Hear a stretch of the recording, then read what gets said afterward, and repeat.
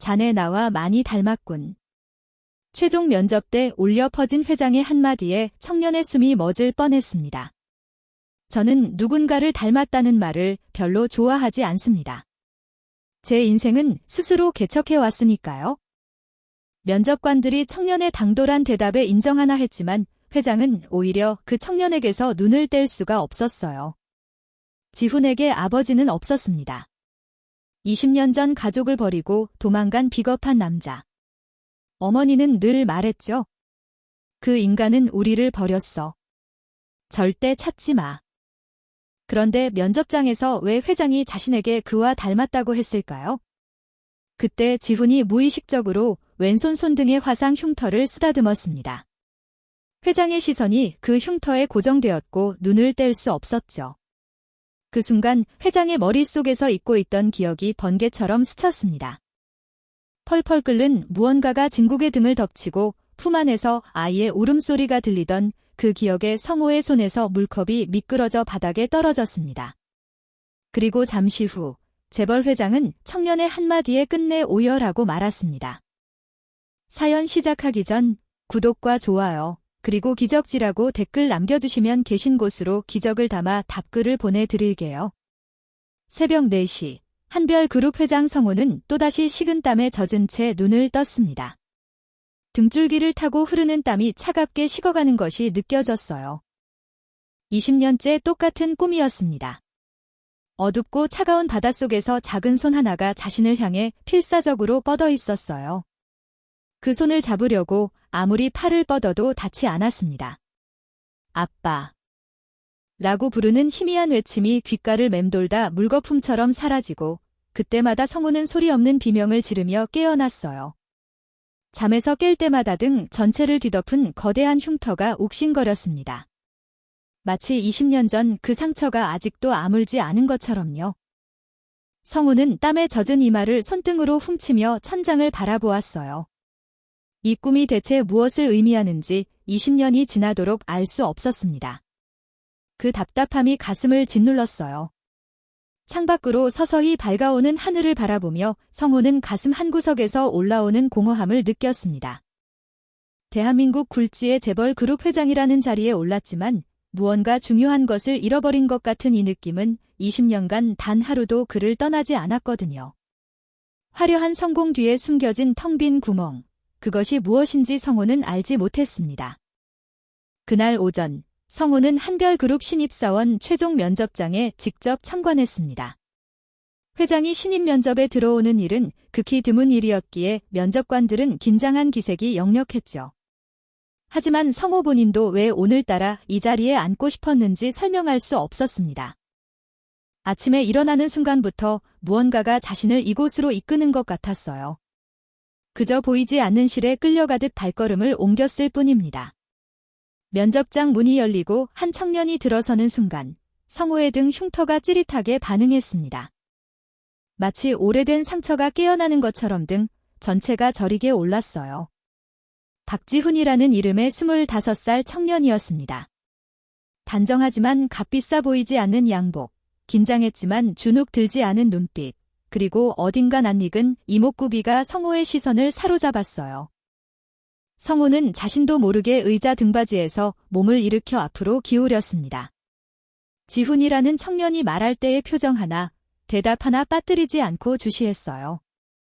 심장이 점점 빠르게 뛰기 시작했습니다. 그러다 자신도 모르게 입을 열었습니다. 자네, 나와 많이 닮았군. 혹시 아버지도 사업가였나? 그 순간 지훈의 표정이 살짝 굳어지는 것이 보였습니다. 화나던 눈빛이 순간 어두워졌어요. 잠시 침묵이 흐른 뒤 지훈이 낮은 목소리로 대답했습니다. 아버지는 안 계십니다. 성호는 미안한 마음에 말을 이었습니다. 그래, 미안하네. 돌아가셨나? 지훈의 입가에 씁쓸한 기운이 스쳤습니다. 입술 끝이 미세하게 떨리는 것이 보였어요. 돌아가신 게 아니라 어머니와 저를 떠나셨습니다. 제가 기억하는 건 아버지의 뒷모습뿐입니다. 떠났다고 성호의 목소리가 자신도 모르게 떨렸습니다. 가슴 어딘가에서 알 수 없는 통증이 올라왔어요. 지훈은 담담하게 하지만 그 담담함 속에 깊은 상처가 묻어나는 목소리로 말을 이었습니다. 네, 그래서 전 누군가를 닮았다는 말을 별로 좋아하지 않습니다. 제 인생은 제가 만들었으니까요. 면접관들 사이에서 술렁임이 일었습니다. 회장에게 저렇게 당돌하게 말하다니 하는 눈치였죠. 하지만 성우는 오히려 그 청년에게서 눈을 뗄 수가 없었습니다. 마치 보이지 않는 무언가가 자신의 시선을 붙잡아 두는 것 같았어요. 숨이 막히는 것 같은 이상한 감각이 온몸을 감쌌습니다. 그때 지훈이 무의식적으로 왼손 손등을 만지는 것이 보였습니다. 그곳에는 작은 화상 흉터가 있었어요. 동그랗게 일그러진 피부, 오래되었지만 선명하게 남아있는 상처였습니다. 성호의 시선이 그 흉터에 고정되었습니다. 눈을 뗄 수 없었어요. 순간 머릿속에서 뜨거운 것이 쏟아지던 기억의 파편이 번개처럼 스쳤습니다. 펄펄 끓는 무언가가 등을 덮치고 품 안에서 아이의 울음소리가 들리던 그 순간이요. 성호의 손에서 물컵이 미끄러져 바닥에 떨어졌습니다. 쨍그랑 소리와 함께 면접장에 정적이 흘렀습니다. 모든 시선이 회장에게 쏠렸지만 성호는 깨진 컵은 눈에 들어오지도 않았어요. 비서가 황급히 달려와 유리 조각을 수습하는 동안에도 성호의 눈은 오직 지훈의 손등만을 응시하고 있었습니다. 가슴이 미친 듯이 뛰었습니다. 심장이 갈비뼈를 뚫고 나올 것처럼 요동쳤어요. 설명할 수 없는 감정이 파도처럼 밀려왔습니다. 그리움인지 슬픔인지 아니면 그 모든 것이 뒤섞인 무언가인지 알 수 없었어요. 지훈의 이력서를 다시 들여다보았습니다. 글자들이 눈에 잘 들어오지 않았어요. 떨리는 손으로 종이를 잡고 겨우 읽어 내려갔습니다. 시장에서 반찬 가게를 운영하는 어머니 밑에서 고학으로 대학을 졸업했다고 적혀 있었어요. 성호의 눈이 그 문장에서 한참을 멈췄습니다. 반찬 가게, 어머니, 고학. 그 단어들이 하나하나 가슴을 후볐어요. 숨을 쉬기가 힘들었습니다. 목구멍이 조여오는 것 같았어요. 면접이 끝나고 지훈이 고개 숙여 인사한 뒤 문을 나서는 순간 성우는 그 뒷모습에서 꿈속에서 수없이 봤던 그 아이의 잔상을 보았습니다. 작은 손을 뻗어 자신을 부르던 그 아이가 어른이 되면 저런 모습이 아니었을까? 저렇게 곧은 어깨와 당당한 걸음걸이를 가지지 않았을까? 그런 생각이 불현듯 스쳤어요. 귓가의 파도 소리가 환청처럼 들려왔습니다. 찰랑찰랑 바닷물이 귀를 채우는 듯한 착각에 성우는 눈을 질끈 감았습니다. 머릿속이 하얘지는 것 같았어요. 회장님, 괜찮으십니까? 비서의 목소리에 정신을 차린 성우는 떨리는 목소리로 말했습니다. 저 청년, 박지훈, 반드시 채용해. 면접관들이 의아한 표정을 지었지만 감히 반문하지 못했습니다. 성우는 더 이상 아무 말도 하지 않은 채 면접장을 빠져나왔어요. 복도를 걷는 다리가 후들거렸습니다. 그날 밤 성우는 텅 빈 집무실에 홀로 앉아 있었습니다. 책상 위의 서류들은 손도 대지 않은 채 그대로였어요. 창밖으로 보이는 도시의 야경이 흐릿하게 번져 보였습니다. 성우는 자리에서 일어나 떨리는 손으로 벽면의 금고를 열었어요. 그 안에는 20년간 버리지 못하고 간직해온 물건이 하나 있었습니다. 낡고 빛바랜 조개 모양의 반쪽 목걸이였죠. 기억을 잃고 깨어났을 때 주머니에 들어있던 유일한 물건이었습니다. 왜 이것을 가지고 있었는지, 나머지 반쪽은 어디에 있는지 성우는 20년간 알 수 없었어요. 그저 이 목걸이를 보면 그리움에 참아버리지 못하고 금고 속에 넣어두었을 뿐입니다. 이 목걸이를 볼 때마다 가슴이 먹먹해지고 눈시울이 뜨거워졌거든요. 조개 목걸이를 손에 쥔 성우의 눈앞에 지훈의 손등 흉터가 아른거렸습니다. 그리고 면접장에서 스쳤던 기억의 파편, 뜨거운 것이 등을 덮치던 그 순간이 다시 떠올랐어요. 품 안에서 느껴지던 작은 체온, 울음소리, 그리고 등을 타고 흐르던 뜨거움. 성호의 입술이 파르르 떨렸습니다.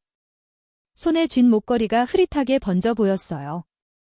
눈에 눈물이 고여 있었습니다. 그 아이의 손등 흉터, 설마 그 아이가. 금고 앞에 선 성호의 그림자가 길게 늘어졌고 창밖에서는 바람 소리가 마치 20년 전 그날의 파도 소리처럼 낮게 울려 퍼졌습니다. 한별그룹 신입사원 연수가 시작된 첫날, 지훈은 낯선 환경 속에서도 흔들리지 않는 눈빛으로 자리를 지켰습니다. 주변의 동기들이 긴장한 표정으로 서로의 눈치를 살피는 동안에도 지훈은 꼿꼿이 허리를 펴고 앞을 바라보았어요. 하지만 모든 사람이 그를 환영하는 것은 아니었습니다. 연수장 한편에서 임원 한 명이 지훈의 이력서를 훑어보더니 코웃음을 쳤어요. 입꼬리를 비틀며 주변 사람들에게 들으라는 듯 큰 소리로 말했습니다. 시장 반찬가게 아들이? 어디 감히 한별그룹의 명함을 내밀어? 이모 부장은 면접장에서 회장님이 지훈을 눈여겨봤다는 사실에 처음부터 지훈을 마음에 들어 하지 않았습니다. 주변 동기들이 어색하게 웃음을 참는 가운데 지훈의 눈빛이 차갑게 빛났습니다. 주먹이 저절로 쥐어졌어요. 하지만 주눅들거나 고개를 숙이는 대신 지훈은 그 임원을 똑바로 바라보며 입을 열었습니다. 목소리는 낮았지만 또렷했어요. 반찬가게에서 새벽 4시에 일어나 일하시는 어머니 덕분에 여기 섰습니다. 부끄러운 건 제가 아닙니다. 연수장이 순간 조용해졌습니다. 숨소리조차 들릴 것 같은 정적이었어요. 누구도 예상하지 못한 정면 반박이었거든요. 이모 부장은 얼굴이 불그락푸르락 변하며 입을 달싹였지만 끝내 아무 말도 하지 못했습니다. 동기들은 눈을 동그랗게 뜨고 지훈을 새로운 눈으로 바라보기 시작했어요. 그 장면을 지켜보고 있는 사람이 한 명 더 있었습니다. 회장 집무실에서 CCTV 화면을 응시하던 성호였어요. 화면 속 지훈의 모습에서 눈을 뗄 수가 없었습니다. 당돌하게 맞서는 그 눈빛, 꺾이지 않는 그 목소리가 가슴 깊은 곳을 건드렸어요. 성우는 화면에 손을 가져다 대며 자신도 모르게 중얼거렸습니다. 더 독한 눈빛, 나를 닮았어. 며칠 뒤, 연수 프로그램 중 나의 인생 철학이라는 주제로 발표 시간이 마련되었습니다. 신입사원들이 한 명씩 단상에 올라 자신의 가치관을 이야기하는 시간이었죠. 성우는 그 시간에 맞춰 몰래 강연장 맨 뒤편에 자리를 잡았어요. 비서에게도 알리지 않고 혼자 온 것이었습니다. 왜 그래야 하는지는 자신도 알 수 없었어요. 그저 저 청년이 무슨 말을 할지 직접 듣고 싶었습니다.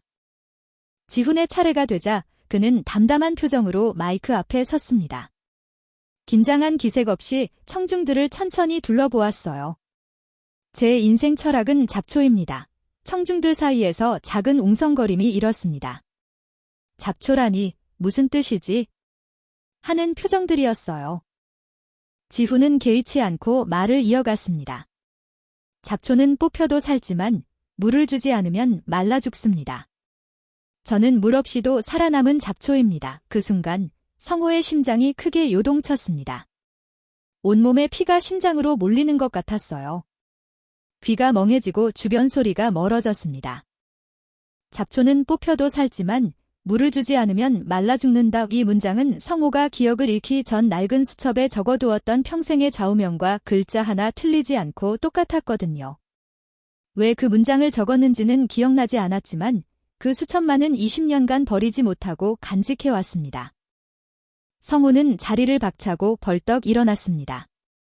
의자가 뒤로 쓰러지며 소리를 냈지만 신경 쓸 겨를이 없었어요. 머릿속에서 무언가가 깨지는 듯한 통증이 밀려왔습니다. 머리를 쥐어뜯고 싶을 만큼 아팠어요. 그리고 코끝에서 따뜻한 것이 흘러내리는 게 느껴졌습니다. 손을 가져다 대니 붉은 피가 묻어났어요. 코피였습니다. 주변 비서들이 당황하며 달려왔고 병원에 연락하겠다며 술렁였습니다. 하지만 성호는 손을 저으며 떨리는 목소리로 외쳤어요. 아니야. 병원 필요 없어. 저 청년, 박지훈, 당장 내 앞에 데려와. 그 순간 성호의 머릿속에서 20년간 봉인되어 있던 기억의 파편이 번개처럼 스쳤습니다. 차가운 바닷물 속에서 작은 몸을 끌어안고 위로 밀어올리던 장면이 눈앞에 펼쳐졌어요. 숨이 막히고 폐에 물이 차오르는 감각이 생생하게 느껴졌습니다. 그리고 점점 멀어지는 수면 위로 자빠 라고 외치는 어린아이의 목소리가 메아리 쳤어요. 성우는 이 말을 움켜쥔 채 그 자리에 주저앉을 뻔했습니다. 다리에 힘이 풀렸어요. 겨우 벽을 짚고 몸을 지탱했습니다. 얼마 뒤 지훈은 회장 집무실로 호출되었습니다. 갑작스러운 호출에 의아해하면서도 지훈은 담담하게 문을 열고 들어섰어요. 성우는 창가에 서서 바깥을 바라보고 있다가 천천히 몸을 돌렸습니다. 그의 눈가에는 아직 충혈된 기색이 남아있었고 코 밑에는 피를 닦은 자국이 희미하게 보였죠. 자네가 아까 했던 말, 잡초와 물, 그 말 어디서 배웠나? 성우의 목소리가 떨리고 있었습니다. 지훈은 잠시 침묵했어요. 회장이 왜 그런 것을 묻는지 이해할 수 없었거든요. 하지만 이내 입을 열었습니다. 돌아가신, 아니 떠난 아버지가 남겨주신 유일한 유산입니다. 떠났다는 말에 성우의 가슴이 철렁 내려앉았습니다.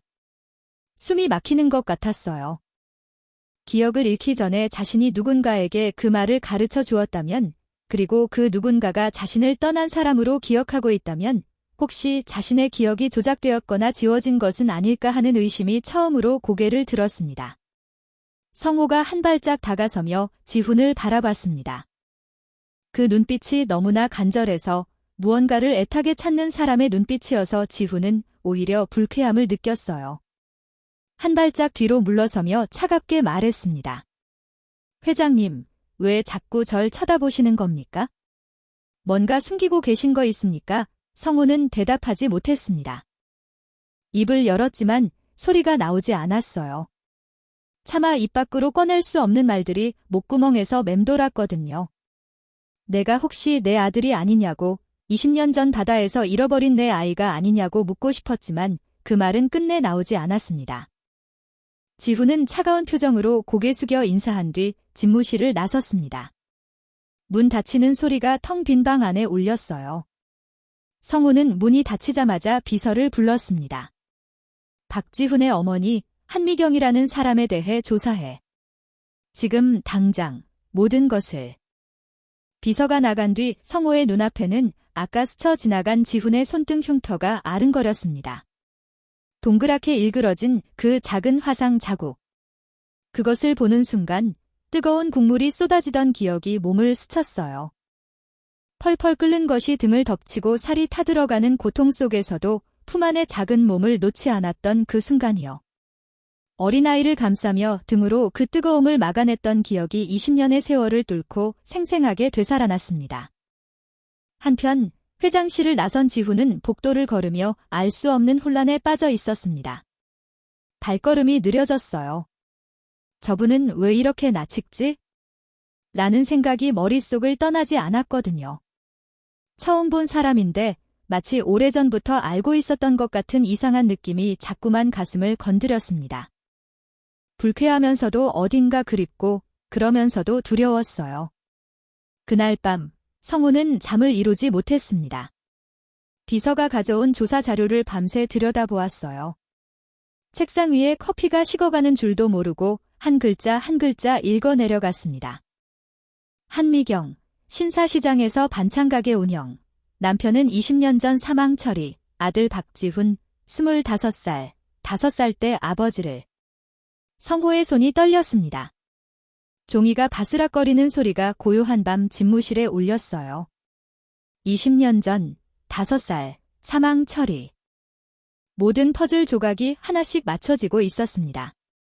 금고에서 꺼낸 조개 모양의 반쪽 목걸이를 손에 쥔 채 성우는 창밖의 어둠을 응시했습니다. 손 안의 목걸이가 체온을 받아 따뜻해지고 있었어요. 이 아이가 왜 이렇게 낯설지 않을까? 설마 이 아이가 내 꿈에 나온 그 아이는 아닐까?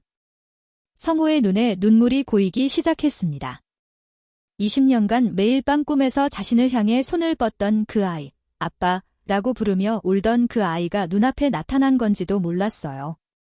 분명해. 확실하지 않지만 내 아들이다. 떨리는 입술 사이로 새어나온 그 말은 누구에게도 들리지 않았습니다. 하지만 성우의 가슴 속에서는 20년간 얼어붙어 있던 무언가가 서서히 녹아내리기 시작했어요. 뜨거운 눈물이 볼을 타고 흘러내렸지만 성우는 닦지 않았습니다. 이 눈물이 무엇인지 이제는 알 것 같았거든요. 지훈이 자신의 아들이라는 확신이 들수록 성호의 마음은 더욱 조급해졌습니다. 밤마다 잠을 이루지 못하고 뒤척였어요. 확신만으로는 부족했습니다. 20년간 간직해온 조개 모양의 반쪽 목걸이, 그 나머지 반쪽이 정말 지훈에게 있는지 직접 두 눈으로 확인해야만 했어요. 며칠 뒤, 성우는 지훈을 회장실로 불러 함께 서류를 검토하는 자리를 만들었습니다. 테이블 위에는 커피 2잔이 놓여 있었고, 지훈은 의아해하면서도 회장의 지시에 따라 서류를 살펴보았어요. 하지만 성우의 눈은 서류가 아닌 지훈의 목줄기에 가 있었습니다. 셔츠 안쪽으로 무언가 가느다란 끈이 보이는 것 같았거든요. 심장이 쿵쾅거리기 시작했습니다. 손바닥에 땀이 배었어요. 저것이 정말 그것이라면, 저것이 정말 20년 전 그날의 증거라면? 성우는 일부러 서류를 집어들다가 팔꿈치로 커피잔을 건드렸습니다. 뜨거운 커피가 테이블 위로 쏟아지며 지훈의 셔츠 앞섭을 적셨어요. 아, 미안하네. 내가 실수를. 지훈이 황급히 자리에서 일어나 젖은 셔츠를 털어냈습니다. 단추 사이로 벌어진 틈 사이로 목에 걸린 것이 드러났어요. 낡고 빛바랜 조개 모양의 목걸이 반쪽이었습니다. 성호의 숨이 멎었습니다. 심장이 한 박자 멎는 것 같았어요. 눈앞이 하얘지더니 주변 소리가 멀어졌습니다. 20년간 꿈에서도 그리던 그 모양, 자신의 금고 속에 있는 것과 똑같은 조개 문양이 지훈의 목에 걸려 있었어요. 손끝이 저리고 다리에 힘이 풀리는 것 같았습니다. 회장님, 괜찮으십니까? 지훈의 목소리가 물속에서 들리는 것처럼 멀게 울렸습니다. 성우는 애써 평정을 유지하며 고개를 끄덕였어요. 목소리가 떨리지 않도록 이를 악물고 말했습니다. 아, 괜찮네. 자네 셔츠가 젖었으니 오늘은 여기까지 하지? 비서실에 가서 새 셔츠 받아 입게. 지훈이 의아한 표정으로 나간 뒤 성우는 금고로 달려갔습니다. 발이 꼬일 것 같았어요. 떨리는 손으로 자신의 조개 목걸이 반쪽을 꺼내 들었습니다. 방금 본 지훈의 목걸이와 머릿속에서 두 조각을 맞춰 보았어요. 의심할 여지가 없었습니다. 완벽하게 맞물리는 한 쌍이었어요. 그 순간 성호의 머릿속에서 20년간 봉인되어 있던 기억이 댐이 무너지듯 쏟아져 나왔습니다. 머리를 쥐어뜯고 싶을 만큼 아팠지만 동시에 그토록 기다려온 순간이었어요. 바다였습니다. 높은 파도가 치던 그날 5살 지훈이 물에 빠졌어요. 성우는 생각할 겨를도 없이 바다로 뛰어들었습니다. 차가운 물이 폐를 채워오는 와중에도 아이의 작은 몸을 끌어안고 위로 밀어 올렸어요. 작은 손이 자꾸 미끄러졌지만 절대 놓지 않았습니다. 아이가 수면 위로 떠오르는 것을 확인한 순간 성호의 몸은 점점 깊은 곳으로 가라앉았어요. 차가움이 온몸을 감싸고 시야가 어두워지고 숨이 막혀갔지만 후회는 없었습니다. 그보다 더 전의 기억도 떠올랐어요. 부엌에서 끓고 있던 커다란 국솥이 엎어지려는 순간 성우는 어린 지훈을 품에 껴안고 등을 돌렸습니다. 펄펄 끓는 국물이 등 전체를 덮쳤어요. 살이 타 들어가는 고통에 비명이 터져 나왔지만 품 안의 아이는 놓지 않았습니다. 아이는 손등에 작은 화상만 입었을 뿐 무사했어요. 그날 생긴 것이 지금 자신의 등을 뒤덮고 있는 그 거대한 흉터였던 거예요. 성우는 금고 앞에 주저앉았습니다. 무릎이 차가운 바닥에 닿았지만 느껴지지 않았어요. 두 손으로 얼굴을 감싸고 소리 없이 울었습니다. 어깨가 들썩였고 손가락 사이로 뜨거운 눈물이 흘러내렸어요. 모든 것이 돌아왔습니다. 잃어버렸던 20년의 기억, 사랑했던 가족, 그리고 자신이 누구였는지가. 하지만 기억이 돌아온 기쁨도 잠시 성호의 가슴을 짓누르는 것이 있었습니다. 면접장에서 지훈이 했던 말이 귓가에 맴돌았거든요. 아버지는 우리를 버리고 떠났다. 제가 기억하는 건 뒷모습뿐이다. 라던 그 차갑고 쓸쓸한 목소리가 머릿속에서 떠나지 않았어요. 아이는 나를 도망자라고 생각하고 있어? 성호의 가슴에 날카로운 것이 박히는 것 같았습니다. 왜 미경이 지훈에게 그런 거짓말을 했는지, 왜 자신을 가족을 버린 비겁한 사람으로 만들어버렸는지 이해할 수 없었어요. 그 이유를 알 수 없었지만 지금 당장 지훈에게 달려가 자신이 아버지라고 말할 수도 없었습니다. 지훈의 눈에 서린 아버지에 대한 깊은 증오를 보았으니까요. 그 증오의 칼날이 자신을 향하고 있다는 것이 숨이 막힐 만큼 아팠습니다. 20년 동안 자신은 기억을 잃었다는 핑계로 재벌이 되어 호의호식했습니다.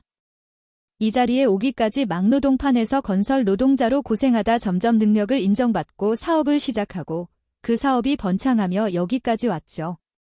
좋은 음식을 먹고 넓은 집에서 자고 사람들의 존경을 받았어요. 그 시간 동안 미경은 시장에서 반찬 가게를 하며 빚을 갚고 홀로 아들을 키웠고 지훈은 아버지를 원망하며 이를 악물고 살아왔습니다. 밥도 제대로 못 먹으면서 새벽부터 밤까지 일하면서요. 그 생각에 미치자 성우는 숨을 쉴 수가 없었어요. 가슴을 짓누르는 무게에 허리가 꺾일 것 같았습니다. 나는 살아 있었지만 죽은 아비보다 못한 존재였구나. 쓰러질 것 같은 죄책감이 온몸을 휘감았습니다. 하지만 성우는 포기할 수 없었어요. 20년 만에 찾은 아들을 이대로 놓칠 수는 없었습니다. 지훈이 자신을 용서할 준비가 될 때까지 아들 곁에서 묵묵히 지켜보기로 결심했어요. 며칠 뒤 한별그룹 내부에 깜짝 인사 발령이 났습니다. 신입사원 박지훈이 회장 직속 비서실로 발령받은 거예요. 전례 없는 파격 인사에 사내가 술렁이고 지훈 본인도 당황하긴 마찬가지였습니다. 지훈은 회장실로 찾아가 단도직입적으로 물었어요. 눈빛에 경계심이 가득했습니다. 회장님, 왜 저를 옆에 두시려는 겁니까?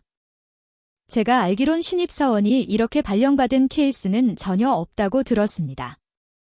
성우는 아들의 날카로운 눈빛을 마주하며 입가에 쓸쓸한 미소를 지었습니다. 가슴이 저려왔어요. 자네가 쓸만해서 그러네.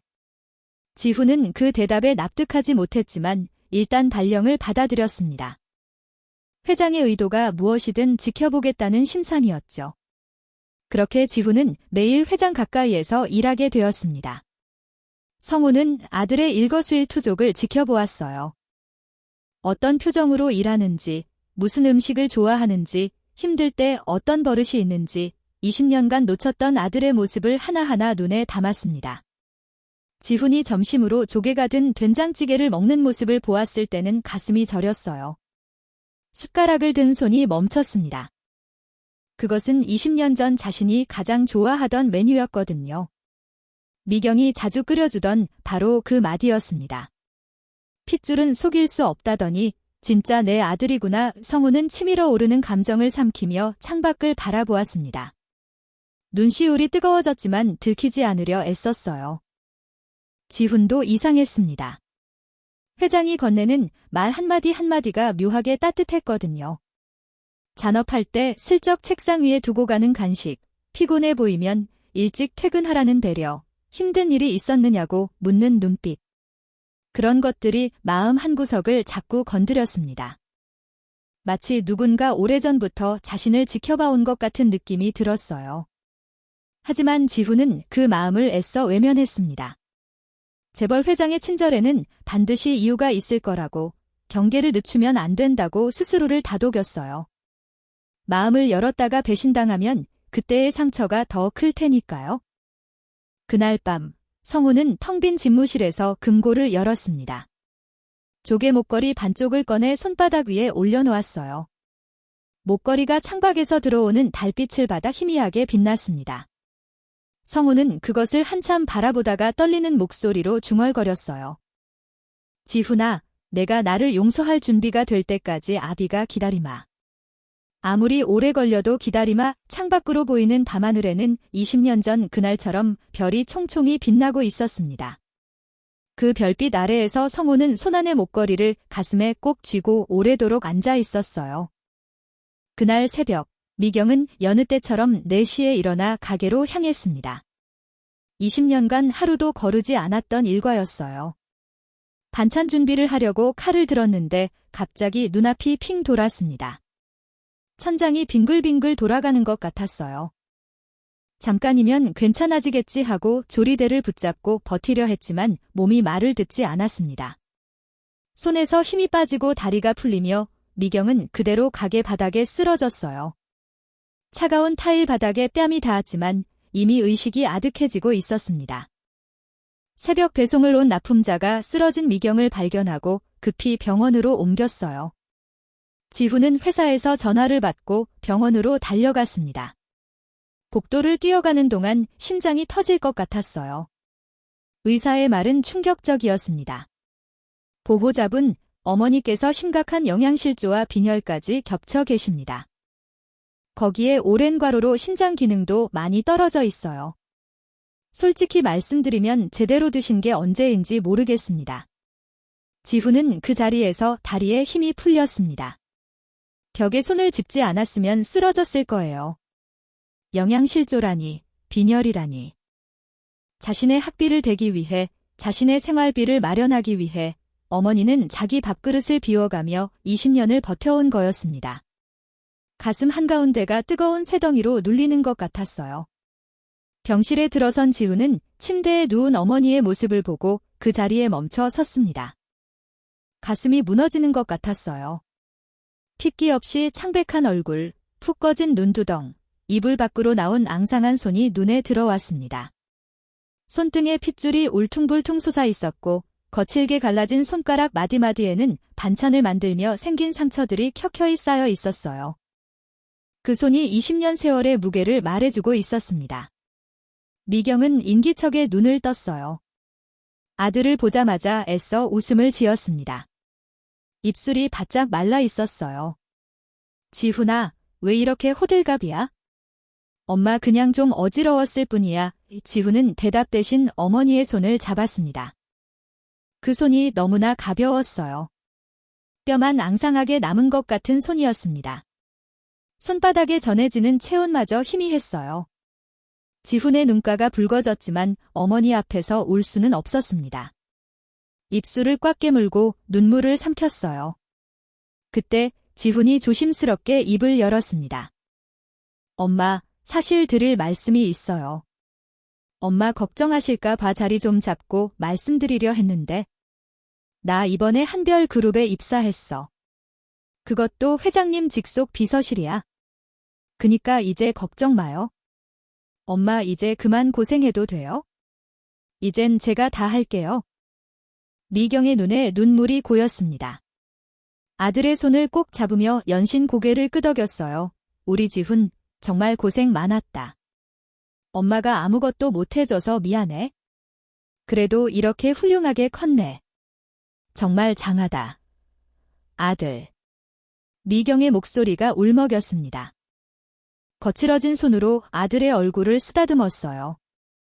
지훈도 눈시울이 붉어졌지만 애써 웃음을 지었습니다.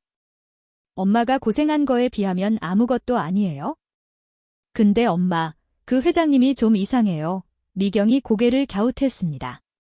이상하다니. 뭐가? 지훈은 잠시 망설이다가 입을 열었어요. 저한테 자꾸 뭔가 숨기는 것 같은 느낌이 들어요. 계속 저를 관찰하는 것 같기도 하고. 그리고 이상한 걸 물어봤어요. 뭘 물어봤는데 지훈이 어머니의 눈을 바라보며 말했습니다. 잡초와 물, 잡초는 뽑혀도 살지만 물을 주지 않으면 말라 죽는다. 이 말을 어디서 배웠냐고 물어보셨어요. 제가 아버지한테 배웠다고 했더니 회장님 표정이 이상하게 변하셨거든요. 미경의 얼굴에서 핏기가 쏙 빠졌습니다. 눈동자가 심하게 흔들렸어요. 잡초와 물, 그건 남편이 입버릇처럼 하던 말이었거든요. 두 사람만 아는 남편의 인생 철학이었습니다. 남편이 죽은 지 20년이 지났는데 어떻게 다른 사람이 그 말을 알고 있는 걸까요? 미경의 손이 파르르 떨리기 시작했습니다. 무언가 알 수 없는 불안이 가슴을 짓눌렀어요. 지훈아, 미경이 아들의 손을 꽉 잡았습니다. 목소리가 낮아졌어요. 조심해, 사람 조심해. 아무나 믿으면 안 돼, 엄마. 지훈은 어머니의 갑작스러운 반응에 당황했습니다. 왜 그래요? 무슨 일 있어요? 미경은 애써 표정을 가다듬으며 고개를 저었어요. 하지만 손은 여전히 떨리고 있었습니다. 아니야, 아무것도 아니야. 그냥. 세상에 공짜는 없는 거야? 재벌이 신입사원한테 관심을 보이면 뭔가 이유가 있는 법이야. 조심해서 나쁠 거 없어.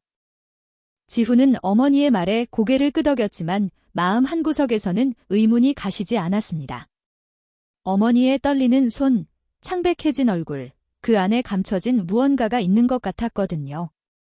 사실 미경에게는 20년간 품어온 비밀이 있었습니다. 가슴 깊이 묻어두고 무덤까지 가져가려 했던 비밀이요. 20년 전 그날 바닷가에서 사고가 났을 때 5살 지훈은 아버지가 자신을 구하고 바다로 가라앉는 장면을 똑똑히 보았어요. 아빠, 아빠 하고 외치며 손을 뻗었지만 아버지는 점점 깊은 곳으로 사라졌습니다. 차가운 바닷물 위로 손만 내민 채 가라앉는 아버지의 모습이 마지막이었어요. 그 충격은 어린 지훈에게 너무나 컸습니다. 병원에서 깨어난 지훈은 그날의 기억을 완전히 잃어버린 상태였어요. 미경은 아들의 그 모습을 보며 결심했습니다. 만약 지훈이 기억을 되찾는다면 자신 때문에 아버지가 죽었다는 죄책감에 평생을 시달릴 거라고 생각했거든요. 그 죄책감이 아이를 짓밟을 거라고, 평생 그 무게에 짓눌려 살 거라고 생각했어요. 그래서 미경은 모진 거짓말을 택했습니다. 스스로의 가슴에 칼을 꽂는 심정으로요. 죽은 남편에게는 너무 미안했지만 지훈을 위한 일이라면 그 사람도 이해할 거라고 믿었습니다. 내 아버지는 우리를 버리고 도망갔어. 비겁한 사람이야. 잊어버려. 어린 지훈은 처음에 믿지 않았습니다. 아빠가 그럴 리 없다고, 아빠는 착한 사람이라고 울면서 소리쳤어요. 하지만 어머니가 반복해서 같은 말을 하자 아이는 점점 그 거짓말을 진실로 받아들였습니다. 그러다 어머니와 자신을 두고 떠나간 아버지를 점점 미워하게 되었죠. 그 증오가 지훈을 살렸어요. 아버지처럼 비겁한 사람이 되지 않겠다는 독한 마음으로 이를 악물고 공부했고, 쉬지 않고 아르바이트를 했고, 장학금을 받아 대학교에 갔죠. 그리고 결국 대기업에 입사하는 청년으로 성장한 거예요. 미경은 알고 있었습니다. 남편이 비겁한 도망자가 아니라 목숨을 바쳐 아들을 구한 영웅이라는 것을요. 하지만 아들이 살기 위해서는 남편이 나쁜 사람이어야만 했어요. 그것이 미경이 20년간 홀로 짊어진 십자가였습니다. 매일 밤 남편에게 용서를 빌며 그 무게를 견뎌온 세월이었어요. 그날 밤, 지훈은 병실에서 어머니 곁을 지키다 잠이 들었습니다. 의자에 앉은 채 고개를 떨군 옆에서 미경은 열에 들떠 잠꼬대를 시작했어요. 식은땀이 이마에 맺혔고 입술이 달싹였습니다. 여보, 미안해. 당신을 나쁜 사람으로 만들어서 미안해. 지훈의 눈꺼풀이 살짝 움직였습니다. 지훈이는 살아야 했어. 그 애가 죄책감에 무너지면 안 됐어. 그래서 당신이 나쁜 사람이어야 했어. 지훈은 숨을 죽인 채 어머니의 말을 들었습니다. 심장이 쿵쾅쿵쾅거렸어요. 손바닥에 땀이 배었습니다. 엄마가 왜 미안하다는 거지? 누구한테? 당신이라니 누구를 말하는 거야? 하지만 미경의 잠꼬대는 거기서 끊겼고 지훈은 대답을 들을 수 없었습니다. 어둠 속에서 지훈은 한참 동안 잠든 어머니의 얼굴을 바라보았어요. 깊이 패인 주름, 힘들게 숨쉬는 입술, 눈가에 맺힌 눈물 자국이 희미하게 보였습니다. 20년간 한 번도 품어본 적 없는 의문이 가슴속에서 피어올랐어요. 그 시각, 병원 주차장에는 검은색 고급 세단 한 대가 서 있었습니다. 성호였어요. 그는 미경의 병실을 찾아가려다가 지훈이 있다는 것을 알고 발길을 돌렸습니다. 병실 앞까지 갔다가 문고리를 잡은 채 한참을 서 있다가 결국 손을 내렸어요. 차라리 멀리서 지켜보기로 했습니다. 차 안에 앉아 창문 너머로 병원 건물을 올려다보았습니다. 3층 구석 병실에 불빛이 보였어요. 저곳에 20년간 혼자 고생한 아내가 누워있다고 생각하니 가슴이 찢어지는 것 같았습니다. 숨을 쉬기가 힘들었어요. 성우는 조사를 통해 미경의 상황을 모두 알고 있었습니다. 자기 밥은 굶으면서 아들 뒷바라지만 했다는 것, 홀로 아들을 키우며 빚을 갚아왔다는 것, 새벽 4시에 일어나 밤 10시까지 일했다는 것, 그 세월 동안 몸이 망가질 대로 망가졌다는 것을요. 자신은 기억을 잃었다는 핑계로 재벌이 되어 호화로운 삶을 살았는데 그 시간 동안 아내는 밥 한 끼 제대로 못 먹으며 버텨온 거예요. 그 생각에 가슴이 칼로 도려내는 것 같았습니다. 성우는 차 안에서 이마를 핸들에 기댔습니다. 어깨가 떨리기 시작했어요. 소리 없이 울었습니다. 뜨거운 눈물이 볼을 타고 흘러 핸들 위로 떨어졌어요. 아무도 보지 않는 곳에서 재벌 회장은 목 놓아 울고 싶었지만 소리조차 낼 수 없었습니다. 며칠이 지나 미경은 자다가 꿈을 꾸었습니다. 꿈속에서 미경은 20년 전 남편의 얼굴을 보고 있었어요. 젊고 환하게 웃던 그 얼굴이요. 여보, 당신이 나쁜 사람이어야만 했어. 그래야 지훈이가 살 수 있었어. 당신을 미워하게 만들어서 정말 미안해. 당신이 얼마나 좋은 사람인지 알면서도 지훈이한테 그렇게 말할 수밖에 없었어. 눈가로 눈물이 흘러내렸지만 미경은 깨어나지 않았습니다. 눈물이 베개를 적시고 있었어요. 그 눈물은 20년간 홀로 짊어진 비밀의 무게, 남편을 악인으로 만들어야만 했던 어머니의 처절한 사랑이 만들어낸 것이었습니다. 병원 주차장의 검은 세단 안에서 성호는 여전히 병실의 불빛을 바라보고 있었습니다. 밤새 그 자리를 떠나지 못했어요. 불빛이 꺼지지 않는 한 그도 떠날 수 없었습니다. 지훈이 입사한 지 한 달쯤 되었을 때 회사에 큰 사건이 터졌습니다. 한별그룹의 핵심 기밀 자료가 외부로 유출된 거예요.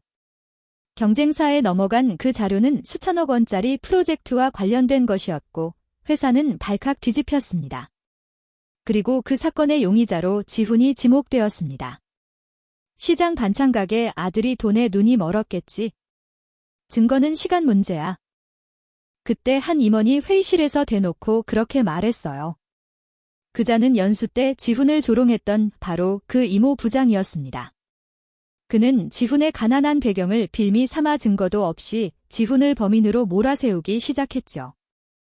설상가상으로 지훈의 사물함에서 유출된 기밀 서류의 사본이 발견되었습니다.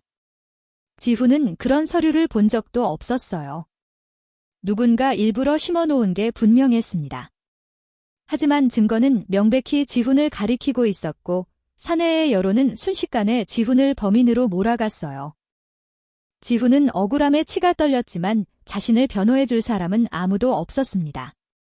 동기들은 눈을 피했고 선배들은 쑥덕거리기만 했어요.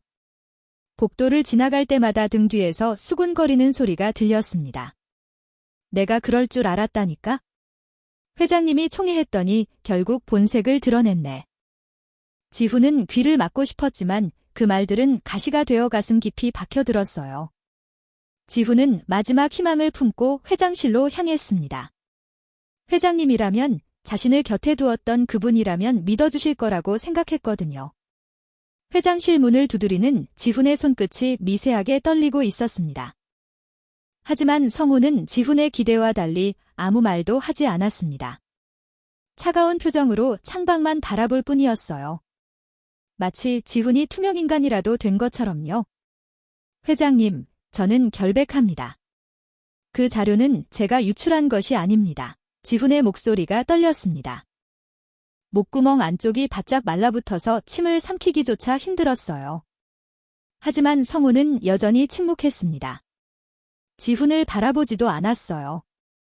창밖으로 쏟아지는 햇살이 성우의 옆구리를 비추고 있었지만 그 표정은 돌처럼 굳어 있었습니다. 지훈의 가슴 속에서 무언가가 차갑게 식어갔습니다. 심장 한복판에 얼음 덩어리가 들어앉은 것 같았어요. 다리에 힘이 빠져 무릎이 꺾일 것 같았지만 지훈은 이를 악물고 버텼습니다. 이 사람 앞에서만큼은 무너지고 싶지 않았거든요. 역시 재벌은 재벌이구나. 어머니 말씀처럼 사람은 쉽게 믿을 게 안 됐어 라는 생각이 들었어요. 잠깐이나마 마음을 연 내가 바보 같았습니다. 국밥을 사다 주시던 그 따뜻함도 자신의 말을 잘 들어주며 격려해주던 그 따뜻한 모습도 전부 착각이었던 걸까요? 역시 재벌은 냉정하군요. 믿은 제가 바보였습니다. 지훈은 쓸쓸하게 웃으며 고개 숙여 인사했습니다. 입술 끝이 실룩거렸지만 더 이상 아무 말도 하지 않았어요. 돌아서는 지훈의 눈가가 붉게 달아올랐습니다. 하지만 눈물은 흘리지 않았어요. 흘릴 수가 없었습니다. 그건 마지막 자존심이었거든요. 회장실 문이 닫히는 순간 지훈의 손이 덜덜 떨렸습니다. 문고리를 놓은 손가락에 힘이 들어가지 않았어요. 복도 벽에 등을 기대고 잠시 숨을 골랐습니다. 가슴이 터질 것 같았거든요. 자리로 돌아온 지훈은 짐을 싸기 시작했어요. 어차피 해고당할 거라면 스스로 나가는 게 낫다고 생각했거든요. 책상 서랍을 열다가 어머니 사진이 눈에 들어왔습니다. 새벽부터 반찬 가게에서 일하시는 어머니의 거칠어진 손이 떠올랐어요. 미안해요, 엄마. 제가 잘해보려고 했는데 실패했어요. 지훈은 입술을 깨물며 사진을 가방에 넣었습니다. 짐을 싸는 지훈의 뒷모습을 성호는 CCTV 화면으로 지켜보고 있었습니다. 화면 속 아들은 고개를 숙인 채 천천히 짐을 정리하고 있었어요. 그 구부러진 어깨, 떨리는 손이 성호의 가슴을 후볐습니다. 성호의 손이 책상 위에서 부르르 떨렸습니다. 주먹을 꽉 쥐자 손톱이 손바닥에 파고들었어요. 날카로운 통증이 느껴졌지만 성호는 손을 펴지 않았습니다. 이 정도 아픔이 뭐겠어요. 20년 동안 아들 없이 살아온 세월에 비하면 아무것도 아니었습니다. 아들이 억울하게 누명을 쓰고 쓰러져가는 모습을 보는 것은 칼로 가슴을 도려내는 것보다 아팠어요. 아니, 칼로 도려내는 게 차라리 나았을 겁니다. 이건 천천히 심장을 쥐어짜는 것 같은 고통이었거든요. 당장 달려가서 아버지가 지켜주마라고 외치고 싶었습니다. 성호의 입술이 파르르 떨렸어요. 하지만 그 말은 목구멍을 넘지 못했습니다. 성호는 참았습니다. 이를 악물고 손톱이 살을 파고드는 것도 모른 채요. 감정적으로 지훈을 편들면 오히려 상황이 나빠질 수 있었거든요. 회장이 특정 직원을 감싸면 공정성 시비가 붙을 테고 지훈은 평생 회장백으로 살아남은 사람이라는 꼬리표를 달고 살아야 할 거예요. 성호의 손이 무의식적으로 책상 서랍으로 향했습니다. 서랍 안에는 조개 모양 목걸이 반쪽이 들어있었어요. 차가운 조개 껍데기의 감촉이 손끝에 전해지자 성호는 간신히 흔들리는 마음을 다잡았습니다. 조금만 기다려라, 지훈아. 아버지가 반드시 진실을 밝혀줄게. 성호는 다른 방법을 택했습니다. 그날 밤, 성호는 보안팀을 총동원했습니다. 회사 내 모든 CCTV 영상을 분석하고 서버 접속 기록을 뒤졌어요. 지훈의 사물함에 서류를 넣은 사람이 누구인지, 실제로 기밀을 유출한 사람이 누구인지를 밝혀내기 위해 밤새 작업했습니다. 성호는 눈을 붙이지 않았어요. 보안팀이 가져오는 자료를 하나하나 직접 확인했습니다. 눈이 충혈되고 어깨가 뻣뻣하게 굳어갔지만 성호는 멈추지 않았어요. 이건 아들을 위한 싸움이었거든요. 20년 동안 해주지 못했던 아버지 노릇을 지금이라도 하고 싶었습니다. 새벽녘이 되어서야 모든 증거가 모였습니다. 성호의 입가에 차가운 미소가 번졌어요. 피곤함은 느껴지지 않았습니다. 오히려 가슴속에서 뜨거운 것이 치밀어 올랐어요. 이제 아들의 누명을 벗겨줄 수 있다는 생각에 성호의 심장이 세차게 뛰었습니다. 다음 날 아침, 한별그룹 대강당에 전 사원이 소집되었습니다. 긴급회의라는 공지에 직원들은 웅성거렸고 지훈도 짐을 든 채 강당 한 구석에 서 있었습니다. 이제 자신의 해고가 공식 발표되는구나 하고 생각했습니다. 지훈의 손이 가방끈을 꽉 쥐고 있었어요. 손가락 마디가 하얗게 질릴 정도로요. 단상에 오른 성호가 마이크를 잡았습니다. 강당의 웅성거림이 일순간 멈췄어요. 성호의 얼굴에는 어젯밤 뜬 눈으로 지샌 피로가 역력했지만 눈빛만큼은 날카롭게 빛나고 있었습니다. 어젯밤, 기밀 유출 사건의 진범을 밝혀냈습니다. 강당이 물을 끼얹은 듯 조용해졌습니다. 숨소리조차 들리지 않았어요. 성호가 손짓하자 대형 스크린에 영상이 재생되었습니다. 그것은 새벽 시간, 몰래 지훈의 사물함을 열고 서류를 집어넣는 누군가의 모습이었어요. 화면 속 인물의 얼굴이 클로즈업 되자 강당 곳곳에서 탄식이 터져나왔습니다. 지훈을 범인으로 몰아세웠던 바로 그 이모 부장이었어요. 지훈은 숨이 멎는 것 같았습니다. 화면을 바라보는 눈이 젖어들었어요. 다리에 힘이 풀려 옆에 있던 의자를 붙잡아야 했습니다. 그제야 어젯밤 회장의 침묵이 무엇을 의미했는지 깨달았어요. 성우는 거기서 멈추지 않았습니다. 그 임원이 경쟁사와 주고받은 통화 녹음 파일이 강당에 울려 퍼졌어요. 돈은 입금됐겠지? 그래, 그 신입사원한테 뒤집어 씌우면 돼. 시장 반찬 가게 아들이 범인이면 누가 의심하겠어. 녹음 속 목소리는 분명히 그 임원의 것이었습니다. 이어서 비밀 계좌로 입금받은 수억 원의 내역이 화면에 떴어요. 날짜, 금액, 송금인까지 모든 게 명확했습니다. 증거는 압도적이었어요. 변명의 여지가 없었죠. 진범으로 지목된 임원은 그 자리에서 얼굴이 하얗게 질렸습니다. 벌떡 일어나 뭔가 말하려 했지만 입술만 파르르 떨릴 뿐 아무 소리도 나오지 않았어요. 곧바로 보안 요원들이 다가와 그를 양쪽에서 붙잡았습니다. 끌려나가는 그의 뒷모습을 직원들은 말없이 지켜보았어요. 성우가 마이크 앞에서 낮고 단호한 목소리로 말했습니다. 한별그룹에서 거짓으로 사람을 모함하는 자는 용납하지 않습니다. 누구든 상관없이요. 강당 전체가 숙연해졌습니다. 아무도 숨을 쉬지 않는 것 같았어요. 성우의 목소리는 조용했지만 그 무게감은 강당 전체를 내리눌렀습니다. 지훈은 멍하니 단상 위의 성우를 바라보았어요. 눈가에 고인 눈물이 볼을 타고 흘러내렸지만 닦지 않았습니다. 닦을 수가 없었어요. 어젯밤 그 침묵이, 그 냉정함이 이것을 위한 것이었구나 하는 생각이 뒤늦게 들었습니다. 그때 지훈을 믿지 않았던 게 아니었어요. 지훈을 지키기 위해 참았던 거였습니다. 감정에 휩쓸리지 않고 밤새 증거를 모아 가장 확실한 방법으로 진실을 밝힌 거였어요. 지훈의 가슴 속에서 무언가가 무너져 내렸습니다. 회장을 향해 쌓아 올렸던 벽이 조금씩 금이 가기 시작했어요. 회의가 끝난 뒤 지훈은 회장실로 불려갔습니다. 회장실 문을 여는 지훈의 손이 떨렸어요. 어젯밤과는 다른 종류의 떨림이었습니다. 성우는 서류 뭉치를 지훈에게 건네며 말했어요. 서류를 건네는 성우의 손끝이 지훈의 손에 잠시 닿았습니다. 그 손은 차가웠어요. 밤새 잠을 자지 못한 손이었습니다. 증거가 없으면 진실도 힘을 잃는다. 기억해라. 이 지훈은 그 서류를 받아들며 입술을 깨물었습니다. 가슴 속에서 복잡한 감정이 소용돌이 쳤어요. 감사함, 미안함, 그리고 여전히 풀리지 않는 의문. 회장님은 왜 저를 위해 이렇게까지 하시는 겁니까? 지훈의 목소리가 갈라졌습니다. 눈가가 다시 뜨거워졌어요. 성우는 창밖을 바라보며 쓸쓸하게 웃었습니다. 창문에 비친 그의 얼굴에는 깊은 피로와 함께 알 수 없는 그리움이 서려 있었어요.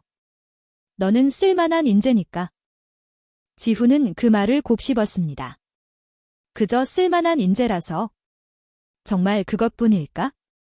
성우의 눈가에 어린 그 그리움은 무엇이었을까요? 지훈의 마음속에서 무언가가 흔들리기 시작했어요.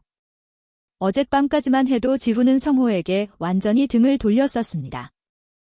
재벌은 다 똑같다고, 냉정하고 이기적인 사람들이라고 생각했죠. 하지만 오늘 본 성우의 모습은 달랐어요. 감정에 휘둘리지 않고 냉철하게 증거를 모아 진실을 밝혀낸 모습에서 지훈은 자신이 증오해왔던 비겁한 도망자와는 전혀 다른 진정한 리더의 풍모를 느꼈습니다. 아니, 어쩌면 아버지가 살아계셨다면 이런 모습이었을까 하는 생각이 문득 스쳤어요. 회장실을 나선 지훈은 복도를 걸으며 생각에 잠겼습니다. 창밖으로 햇살이 쏟아지고 있었어요. 어젯밤의 어둠이 거짓말처럼 사라지고 세상이 환하게 빛나고 있었습니다. 지훈은 회장에 대한 적개심이 조금씩 존경심으로 바뀌어가는 자신을 발견하고는 혼란스러웠어요. 가슴 한쪽이 따뜻해지는 것 같으면서도 다른 한쪽에서는 경계심이 고개를 들었습니다. 저분은 대체 누구길래 왜 나한테 이러는 걸까? 지훈은 무의식적으로 목에 걸린 조개 모양 목걸이 반쪽을 만졌습니다. 어머니가 아버지의 유품이라며 건네주었던 그 목걸이. 아버지가 밉고 증오스러웠지만 이 목걸이는 버릴 수 없었어요. 그 목걸이는 지훈 자신도 모르는 어떤 희망을 그리고 있었습니다. 차가운 조개 껍데기의 감촉이 손끝에 전해졌어요. 한편 지훈이 나간 뒤 성호는 텅 빈 회장실에 홀로 앉아 있었습니다. 커튼 사이로 스며드는 햇살이 그의 구부러진 어깨 위에 내려앉았어요. 아들이 억울한 누명을 벗고 당당히 서 있는 모습을 보니 대견했습니다. 하지만 동시에 가슴이 아팠어요. 아들이 위기에 처했을 때 아버지라고 나서지 못한 자신이 한심했거든요. 성호의 손이 다시 서랍으로 향했습니다. 서랍 안에 조개 모양 목걸이 반쪽을 꺼내 손바닥 위에 올려놓았어요. 20년의 세월이 담긴 그 작은 조개 껍데기가 손 안에서 희미하게 빛났습니다. 성호의 눈가로 눈물이 흘러내렸습니다. 볼을 타고 턱을 지나 책상 위로 후두둑 떨어졌어요. 하지만 성호는 눈물을 닦지 않았습니다. 닦고 싶지 않았어요. 이 눈물은 20년 동안 흘리지 못했던 아버지의 눈물이었거든요. 지훈아, 아직은 말할 수 없지만 아버지가 여기 있단다의 성호가 떨리는 목소리로 속삭였습니다. 아무도 듣지 않는 빈 방에서 그렇게 소리 없이 눈물을 흘렸습니다. 창밖으로 보이는 하늘이 유난히 맑았어요. 20년 전 그날도 이렇게 맑은 하늘이었을까요? 바다에서 아들을 구하고 기억을 잃고 모든 것을 놓쳐버렸던 그날도요? 성호는 목걸이를 가슴에 꼭 안았습니다. 차가운 조개 껍데기가 점점 따뜻해졌어요. 마치 20년 전 품에 안았던 어린 지훈의 체온처럼요. 기밀 유출 사건이 마무리된 뒤 지훈은 예전과 달리 회장을 대하는 마음이 조금씩 달라지고 있었습니다. 여전히 의무는 풀리지 않았지만 가슴 한편에 자리 잡았던 적개심은 어느새 흐릿해져 있었어요. 어느 날 오후, 지훈은 회장을 수행해 외부 미팅에 동행했습니다. 미팅을 마치고 건물을 나서는데 갑자기 하늘이 시커멓게 변하더니 굵은 빗줄기가 쏟아지기 시작했어요. 우산도 없이 건물 처마 밑에 선 두 사람의 옷은 순식간에 축축하게 젖어들었습니다. 그때였습니다. 성호가 아무 말 없이 자신의 자켓을 벗더니 지훈의 어깨를 덮어주었어요. 그리고는 자연스럽게 지훈의 등 뒤로 돌아서서 비를 막아 주었습니다. 셔츠가 흠뻑 젖어 등에 달라붙었지만 성호는 개의치 않는 듯 미동도 하지 않았어요. 회장님, 젖으시잖아요. 괜찮으십니까? 지훈이 당황해서 몸을 돌리려 했지만 성호는 괜찮다며 고개를 저었습니다. 그 순간 지훈은 등 뒤에서 전해지는 체온에 심장이 멈추는 것 같았어요. 차가운 빗물 사이로 스며드는 그 온기가 어딘가 깊은 곳에서 끌어올려지는 기억처럼 낯익었거든요. 코끝에서 빗물 냄새와 함께 희미한 바다 내음이 스쳤습니다. 아주 오래전 차가운 물속에서 누군가 자신을 껴안고 위로 밀어 올려주었던 것 같은 느낌이 온몸을 감쌌어요. 기억나지 않는 기억이 가슴을 울렸습니다. 이 느낌은 뭐지? 왜 이렇게 익숙하지? 지훈은 자신도 모르게 중얼거렸고 심장 깊은 곳에서 알 수 없는 그리움이 파도처럼 밀려왔습니다. 성호는 아들의 등 뒤에서 그 혼잣말을 들었지만 떨리는 입술을 꼭 깨물며 아무 말도 하지 않았어요. 잠시 뒤 빗줄기가 조금 약해지자 성호는 주머니에서 손수건을 꺼내 지훈에게 건넸습니다. 지훈이 젖은 얼굴을 닦으려고 손수건을 펼치는 순간 손끝이 멈췄어요. 손수건 한쪽 구석에 수놓인 독특한 문양이 눈에 들어왔기 때문입니다. 지훈의 눈동자가 흔들렸습니다. 그 문양은 어머니가 오래된 상자 속에 소중하게 간직해둔 자신의 베넷 저고리에 새겨진 것과 똑같았어요. 어릴 때부터 수없이 보았던 그 문양을 지훈이 모를 리 없었습니다. 손가락 끝이 저리도록 심장이 빠르게 뛰기 시작했어요. 회장님, 이 문양은 누가? 지훈의 목소리가 가늘게 떨렸습니다. 성호는 손수건을 바라보다가 눈빛이 흔들리는 것을 숨기지 못했어요. 잠시 침묵이 흐른 뒤 성호는 시선을 피하며 낮은 목소리로 대답했습니다. 그건 오래된 거라 기억이 안 나는군. 지훈은 회장의 당황한 기색을 놓치지 않았습니다. 분명 무언가를 숨기고 있었어요. 하지만 더 이상 묻지 못했습니다. 다만 가슴속에서 자라나는 의문이 점점 더 무거워질 뿐이었어요. 며칠 뒤 성우는 아무에게도 알리지 않고 홀로 시장을 찾았습니다. 평범한 옷차림에 모자까지 눌러쓰고 오래전 미경이 반찬 가게를 운영했던 그 시장 골목을 걸었어요. 좁은 길 양옆으로 늘어선 가게들 사이를 지나며 성호의 심장은 점점 빠르게 뛰었습니다. 골목 끝에서 미경이 20년간 일했던 자리를 찾았어요. 지금은 다른 사람이 가게를 운영하고 있었지만 성호의 눈에는 20년 전의 풍경이 아른거렸습니다. 젊은 아내가 앞치마를 두르고 환히 웃던 모습이 겹쳐 보였어요. 여보, 나 반찬 가게 하면 잘할 수 있을 것 같아. 내가 음식 솜씨 하나는 자신 있잖아. 기억 속에서 미경의 목소리가 들려왔습니다. 그때 아내는 눈을 반짝이며 꿈을 이야기했었죠. 그 꿈을 이뤘구나 하고 성우는 생각했어요. 하지만 그 꿈을 이루기 위해 아내가 치러야 했던 대가가 얼마나 혹독했는지를 이제는 알고 있었습니다. 밥도 제대로 못 먹으면서 새벽부터 밤까지 서서 일하면서 몸이 망가지도록 아들 하나만 바라보며 20년을 버텨왔다는 것을. 성호의 무릎이 꺾였습니다. 가게 낡은 시멘트 바닥에 주저앉으며 두 손으로 얼굴을 감쌌어요. 어깨가 들썩이기 시작했고 손가락 사이로 뜨거운 눈물이 흘러내렸습니다. 사람들이 지나다니는 시장 골목에서 재벌 그룹 회장이 소리 죽여 흐느꼈어요. 그 모습을 멀리서 지켜보는 사람이 있었습니다. 우연히 시장에 들른 지훈의 직장 동기였어요. 멀리서 봐도 그 뒷모습은 분명히 회장이었습니다.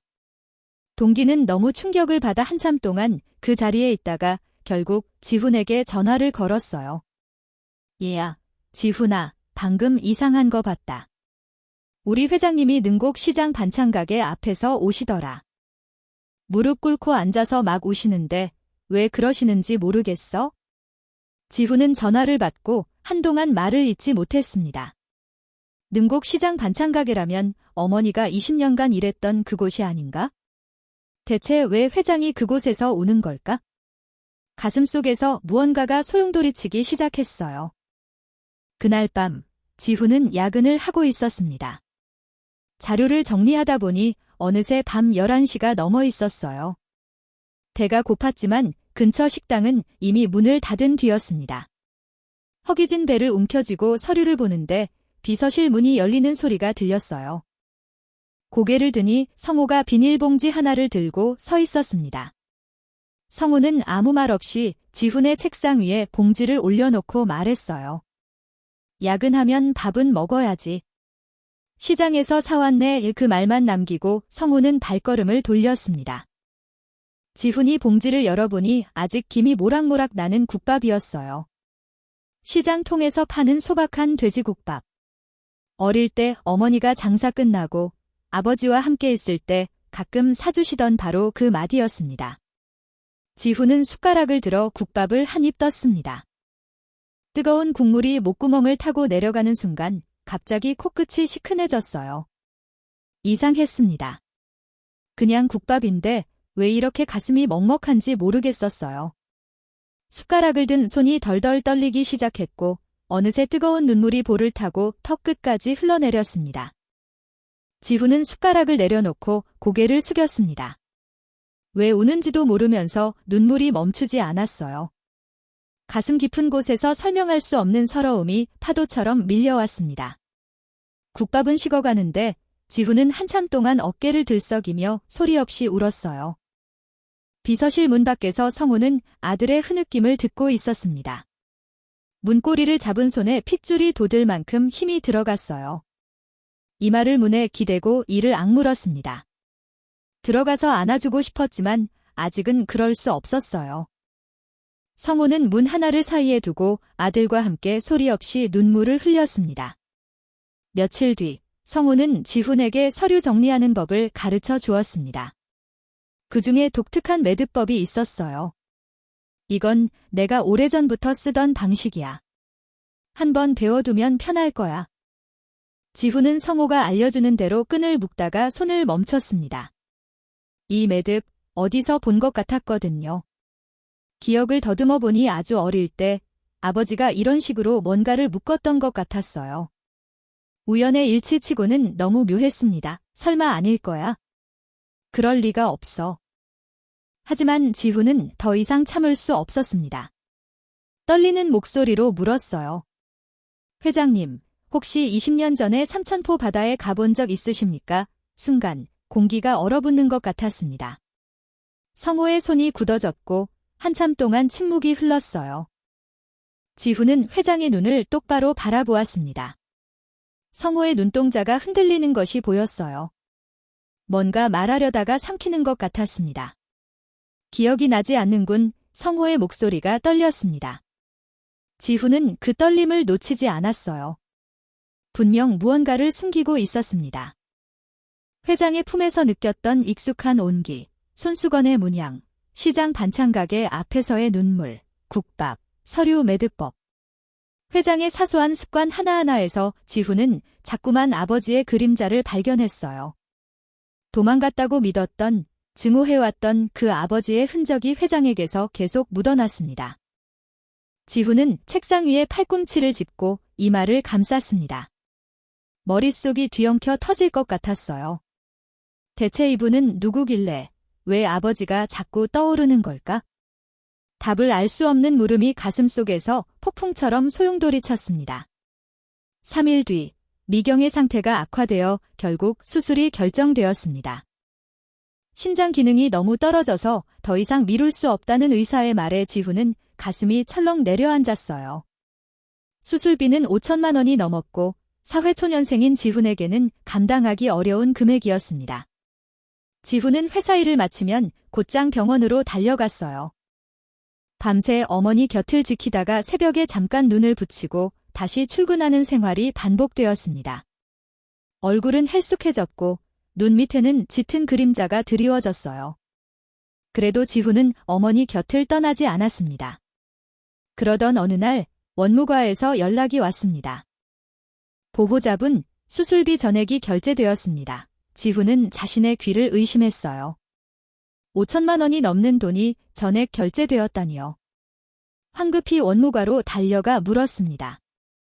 누가 낸 겁니까? 저는 아직 수술비를 마련하지 못했는데요. 원무과 직원은 난처한 표정으로 대답했어요. 익명을 요청하셔서 저희도 알려드릴 수가 없습니다. 지훈은 혼란스러웠습니다. 5천만 원을 익명으로 내줄 사람이 누가 있을까? 가슴 한구석에서 의심이 피어올랐어요. 혹시 그 사람인가? 그날 밤부터 지훈은 후원자를 추적하기 시작했습니다. 병원 주변을 유심히 살피고 수상한 점이 없는지 눈을 크게 뜨고 다녔어요.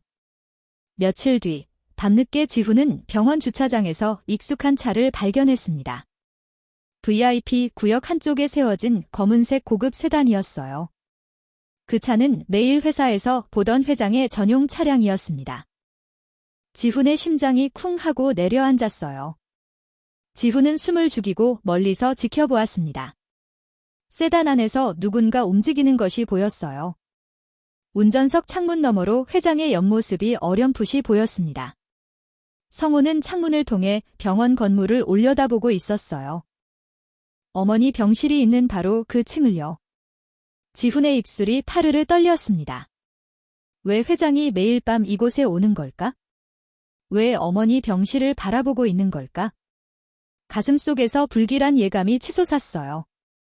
다음 날 밤, 지훈은 용기를 내어 세단에 다가갔습니다. 조심스럽게 걸음을 옮겨 차량 옆에 섰어요. 심장이 귀가 먹을 정도로 세게 뛰었습니다.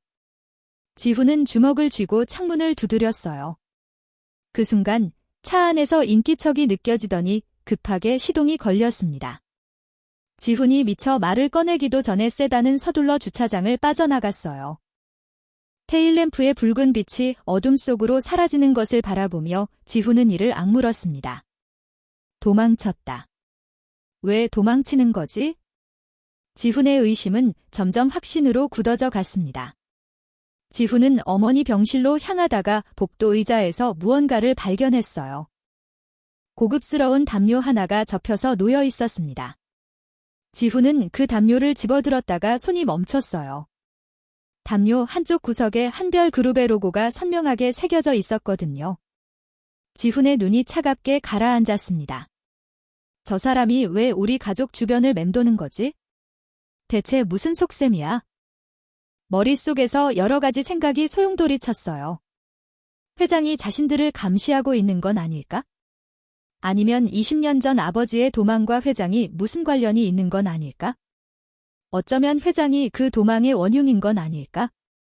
끔찍한 상상들이 꼬리를 물고 이어졌습니다. 며칠 뒤 어머니의 수술이 끝났습니다. 다행히 수술은 성공적이었고 미경은 회복실에서 마취가 깨어나기를 기다리고 있었어요. 지훈은 안도의 한숨을 내쉬며 어머니 곁에 앉아 손을 잡았습니다. 얼마 뒤 미경의 눈꺼풀이 파르르 떨리기 시작했어요. 마취에서 깨어나는 중이었습니다. 의식이 혼미한 상태에서 미경의 입술이 달싹였어요. 잠꼬대처럼 무언가를 중얼거리기 시작했습니다. 그 사람이. 지훈은 어머니의 손을 꼭 쥐고 귀를 기울였어요. 지훈이 아버지야. 그 사람이 내 옆에 있어? 지훈의 온몸이 굳어졌습니다. 숨이 턱 막히는 것 같았어요. 심장이 멎은 것처럼 온 세상이 정지한 느낌이었습니다. 뭐라고요? 지훈의 목소리가 갈라졌어요. 아버지가 제 옆에 있다고요? 도망간 사람이 어떻게 제 옆에 있어요? 그 순간 미경의 눈이 번쩍 떠졌습니다. 정신이 돌아온 것이었어요. 미경은 아들의 얼굴을 보자마자 안색이 하얗게 질렸습니다. 아니야, 아니야. 엄마가 헛소리했어. 꿈 꿨나 봐. 마취 때문에 헛소리한 거야? 미경은 다급하게 손을 저었지만 눈동자는 심하게 흔들리고 있었어요. 지훈은 어머니의 당황한 눈빛을 놓치지 않았습니다. 20년간 함께 살아온 어머니였어요. 거짓말을 하면 바로 알 수 있는 사이였습니다. 엄마, 혹시 나한테 숨기는 거 있어요? 지훈의 목소리가 낮게 가라앉았습니다. 미경은 아들의 눈을 마주보지 못하고 시선을 피했어요. 없어? 없다니까. 엄마가 마취 때문에 헛소리한 거야. 잊어버려. 미경의 목소리가 떨리고 있었습니다. 지훈은 입술을 꽉 깨물었어요. 어머니가 무언가를 숨기고 있다는 것을 확신했습니다. 그리고 그것이 회장과 관련이 있다는 것도요. 다음 날 지훈은 회장실로 찾아갔습니다. 문을 열고 들어서는 지훈의 얼굴에는 분노가 가득했어요. 손은 떨리고 있었고 눈에는 차가운 불꽃이 타오르고 있었습니다. 성호는 창가에 있다가 지훈을 보고 돌아섰어요. 아들의 표정을 본 순간 가슴이 서늘해지는 것을 느꼈습니다. 왜 우리 어머니 곁을 맴도는 겁니까? 지훈의 목소리가 날카롭게 울렸어요. 우리 가족과 무슨 관계입니까? 성호는 아무 말도 하지 못했습니다. 입술을 달싹였지만 어떤 말도 나오지 않았어요. 인재의 가정이 평안해야 회사도 잘 되는 법이네. 겨우 그 말을 내뱉었지만 성호의 목소리에는 힘이 없었습니다. 지훈은 한 발짝 다가섰어요. 눈을 똑바로 마주보며 말했습니다. 거짓말하지 마십시오. 당신이 우리 아버지와 관련 있는 거 아닙니까? 당신이 20년 전 그 사고와 관련 있는 겁니까? 성호의 심장이 칼에 찔리듯 아팠습니다. 아들이 자신을 아버지의 원수로 의심하고 있었어요. 당장이라도 진실을 말하고 싶었습니다. 내가 내 아버지야. 내가 너를 구하고 바다로 가라앉았던 그 아버지라고. 목 놓아 외치고 싶었어요.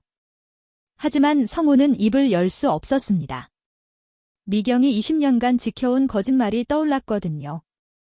아들이 죄책감에 무너지지 않게 하려고 남편을 나쁜 사람으로 만들어가며 홀로 버텨온 아내의 희생을요. 지금 진실을 말하면 미경의 그 모든 희생이 물거품이 될 수 있었습니다. 성호는 이를 악물었어요. 아들의 분노 어린 눈빛을 받아내며 떨리는 손을 주먹 쥐고 참았습니다. 나는 자네 가족과 아무 관계도 없네. 그 한마디가 얼마나 힘들었는지 성호의 목소리는 갈라지고 있었어요. 눈가에 눈물이 맺혔지만 성호는 고개를 돌려 창밖을 바라보았습니다. 지훈은 회장의 떨리는 어깨와 돌아선 뒷모습을 바라보았어요. 거짓말이라는 것을 알 수 있었습니다. 하지만 왜 거짓말을 하는지는 알 수 없었어요. 반드시 밝혀내겠습니다. 당신이 우리 가족에게 무슨 짓을 했는지. 지훈은 그 말을 남기고 회장실을 나섰습니다. 문 닫히는 소리가 텅 빈 방 안에 울려 퍼졌어요. 성우는 창문에 이마를 기대고 눈을 감았습니다. 뜨거운 눈물이 볼을 타고 흘러내렸어요. 아들에게 원수 취급을 받으면서도 진실을 말할 수 없는 이 상황이 가슴을 칼로 도려내는 것보다 아팠습니다. 어머니의 잠꼬대를 들은 뒤로 지훈의 머릿속은 온통 혼란으로 가득 찼습니다. 아버지가 내 옆에 있다니 그게 대체 무슨 소리지? 도망간 사람이 어떻게 내 옆에 있을 수 있어? 밤마다 잠을 이루지 못하고 천장만 바라보았어요. 회장의 정체를 알 수 없는 행동들이 머릿속에서 계속 맴돌았습니다. 포근하게 감싸 안던 품, 베네쩌고리와 같은 문양의 손수건, 시장 반찬 가게 앞에서의 눈물, 매일 밤 병원 주차장에 세워진 검은 세단. 그 모든 것이 하나의 선으로 연결되는 것 같았지만 지훈은 그 끝에 무엇이 있는지 도저히 알 수 없었어요. 결국 지훈은 결심했습니다. 이대로는 안 되겠다. 끝을 내야겠다. 며칠 뒤 지훈은 회장실 문을 거칠게 열고 들어섰습니다. 손에는 봉투 하나가 들려 있었어요. 성호가 고개를 들어 지훈을 바라보았습니다. 아들의 눈에 서린 분노와 고통이 보였어요. 지훈은 봉투를 성호의 책상 위에 던졌습니다. 사직서였어요. 더 이상 우리 가족을 괴롭히지 마십시오. 지훈의 목소리가 갈라지며 터져나왔습니다. 당신 같은 재벌이 도망자 아버지를 둔 우리를 이해할 리 없어요. 제발 우리 앞에서 사라져 주십시오. 내주신 수술비는 제가 어떻게든 전부 갚겠습니다. 성호는 사직서를 바라보다가 천천히 고개를 들었어요. 아들의 얼굴에 새겨진 분노와 상처가 가슴을 후렸습니다. 이대로 보낼 수는 없었어요. 지훈아, 잠깐 나를 따라오게. 성호는 자리에서 일어나 회장실을 나섰습니다.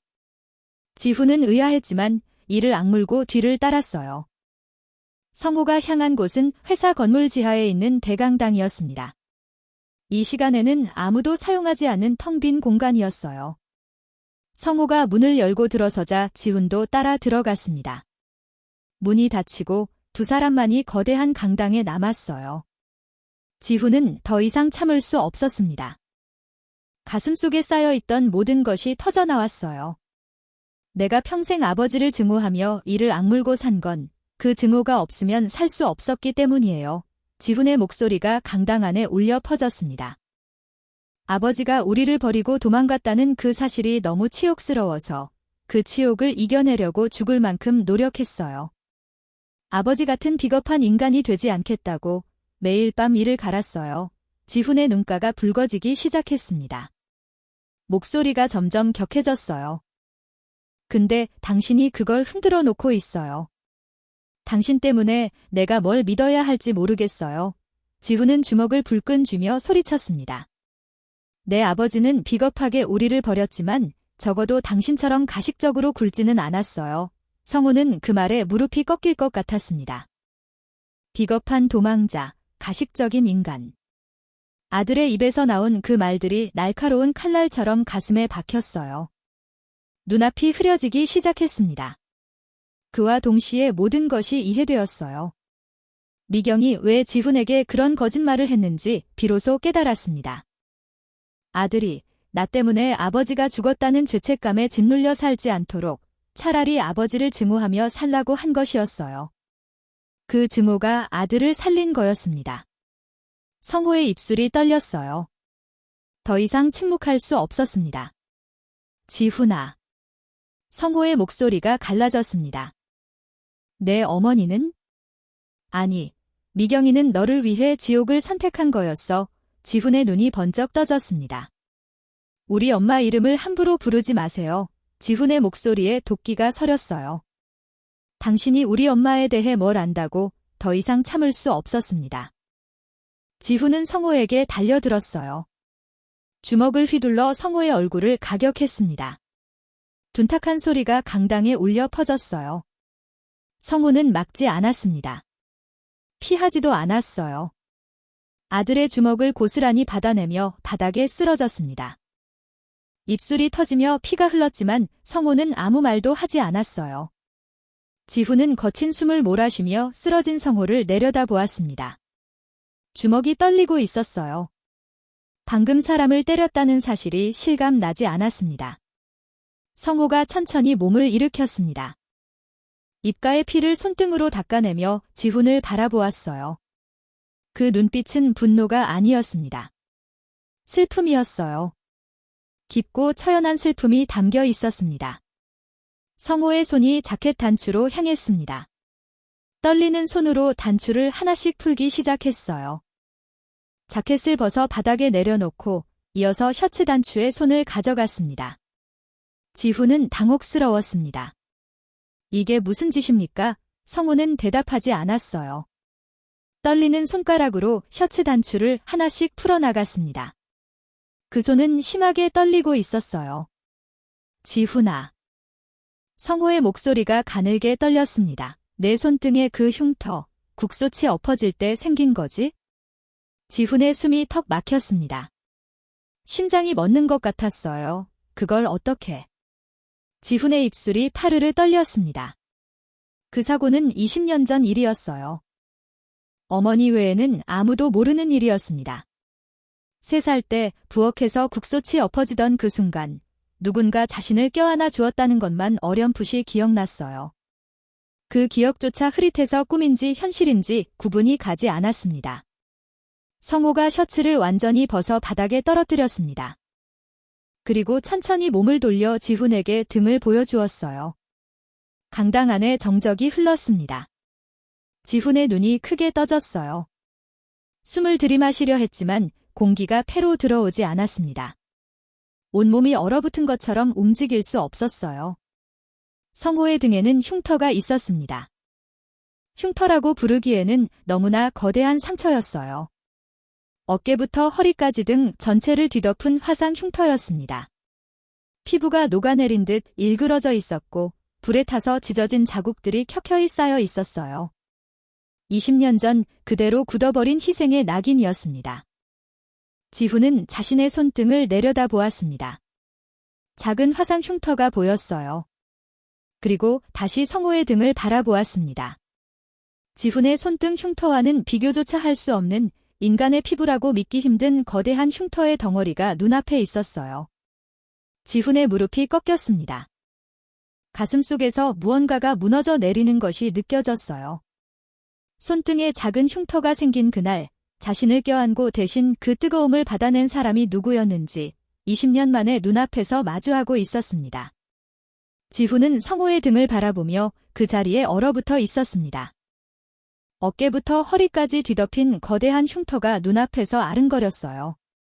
숨을 쉬어야 하는데 공기가 들어오지 않았습니다. 심장이 멈춘 것처럼, 시간이 멈춘 것처럼 모든 것이 정지해 있었어요. 성우가 천천히 입을 열었습니다. 목소리가 갈라지고 떨렸어요. 그날 국소치 엎어졌을 때. 성우는 등을 보인 채로 말을 이어갔습니다. 아비는 생각할 겨를도 없이 널 껴안았다. 뜨거운 게 등을 덮치는 게 느껴졌는데 그게 뭔지도 몰랐어. 그냥 너만 감싸면 된다고 생각했어. 등이 타 들어가는 줄도 모르고 내가 울지 않으면 됐다고 생각했어. 지훈의 입술이 파르르 떨렸습니다. 말을 하려 했지만 목구멍이 막혀서 아무 소리도 나오지 않았어요. 성우의 목소리가 더욱 낮아졌습니다. 그리고 바다. 그날 파도가 너무 높았어. 지훈의 눈동자가 흔들리기 시작했어요. 머릿속 깊은 곳에서 무언가가 꿈틀거렸습니다. 내가 물에 빠졌을 때 나는 또 뛰어들었다. 아무 생각할 겨를도 없이 망설임 없이 뛰어들 수밖에 없었지. 성우의 어깨가 미세하게 떨렸어요. 차가운 바닷물이 폐를 채우는데 내 작은 손이 자꾸 미끄러졌어. 잡아도 미끄러졌어. 아비가 널 밀어올릴 때 내가 뭐라고 했는지 아나? 지훈은 목이 메어 제대로 말할 수 없었습니다. 간신히 한마디를 짜냈어요.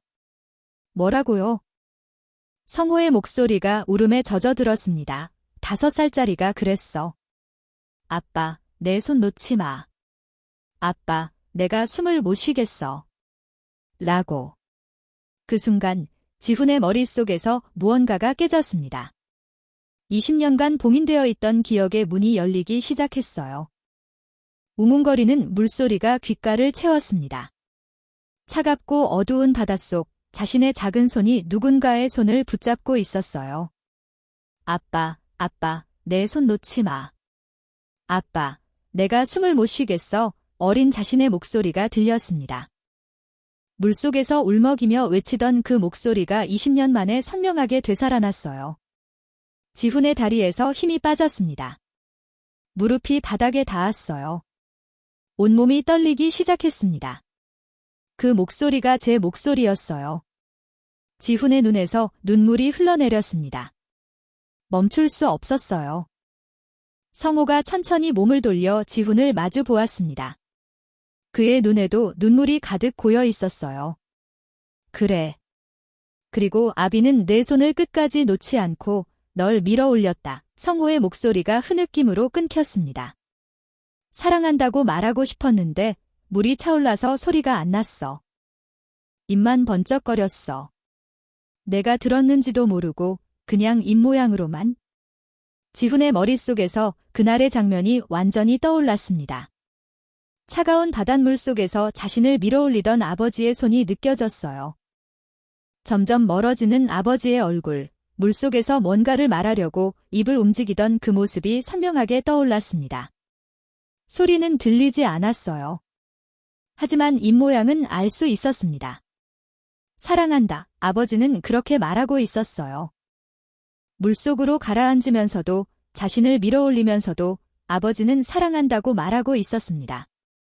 지훈의 가슴이 찢어지는 것 같았어요. 숨을 쉴 수가 없었습니다.